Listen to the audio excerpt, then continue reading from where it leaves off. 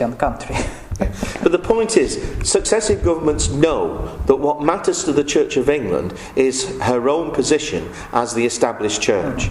Therefore, even though Anglicans know that gay marriage or whatever could cause serious problems in the Anglican communion, Yes. they will not surrender their position as being the established church. Which means that they cannot have practical policies. They can have debates in synod till the cows come home, but they cannot actually have practical policies on any matter that is too different from what prevails at the time in the culture, in the government, in legislation, and so on and so forth. And so, initially the objections will be, oh, well, we can't have abortion, this, that, the other, whatever. But if you did a survey, I think, of most Anglican clergy now as to whether they would regard abortion as being a grave sin and a violation of the Church's teaching and not in any way to be accepted by good Anglican Christians, how many Anglican clergy would actually agree with that now? Very, very few. Very few. Okay. Because, bit by bit, so it's the line in the sand thing. You know about the line in the sand?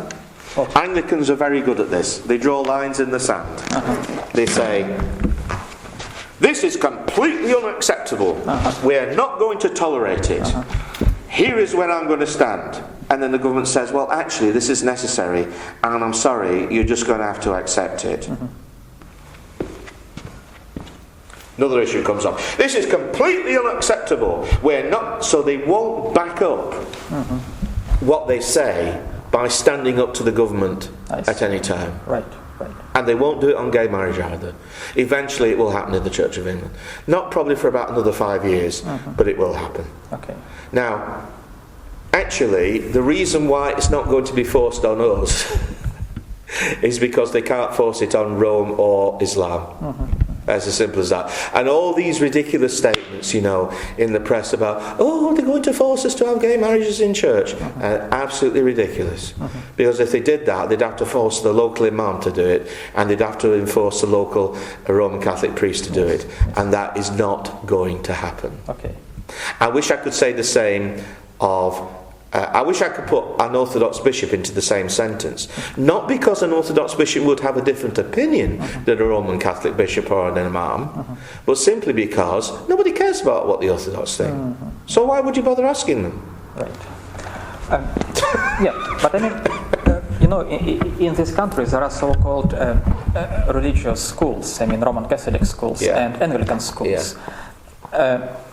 And how do they teach on all these matters if it goes into contradiction? Yes, now there is something happening, and I will have to go when I've dealt with this, but we can meet again if you want to, if you have time. There is, I can't remember whether it's one of the teaching unions, or it might be some sort of think tank or whatever it is, but I heard this on Sky News a few days ago, that I think it's one of the teaching unions, I don't think it's fair to use promote a lifestyle. I don't think that they were arguing that there should be lessons in same-sex relations, and I think that's just the way in which the media are reporting it. Right. But I think there is a move by some teaching unions in sex education lessons in schools to get same-sex marriage, so-called, as put it on an equal footing in terms of ethical and social and sexual education as heterosexual marriage. Right. In other words, to describe it as just simply on equal par, as in fact it is now regarded in the law. So these teaching unions say, so now we need to revise the syllabus for personal, social and sexual education to reflect current law. Right. Now, in a sense, of course, once you've accepted that the law has changed, then why wouldn't state schools simply reflect what the law actually said? Yes. But the big issue is going to be if they try and enforce that on church schools. Yes. Now that is a looming storm. Right. That is a looming storm. The Roman Catholic Church has had the issue about their adoption agency in relation to same-sex couples adopting. As far as I know, they were all closed. Yes.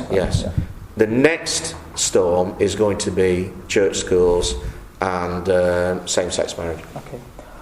Thank you, Father Gregory. Thank you very much for finding time to talk to me. You've raised so many interesting issues, and you told me many times I don't need to quote you. So when I actually I think I trust you. Let me put it this. Let me put it this way, Sergei.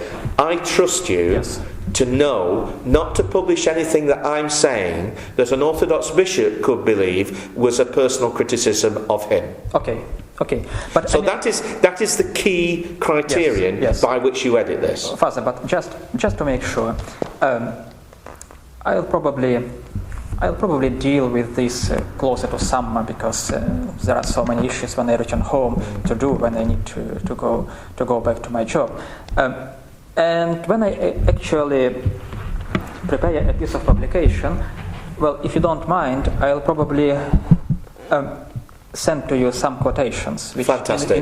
That'd be brilliant. Would you do that for me? In which I'm in doubt. Yes. Just to make sure that I quote you when I can, and I don't quote you when you. That would be lovely, Sergei. That would be absolutely.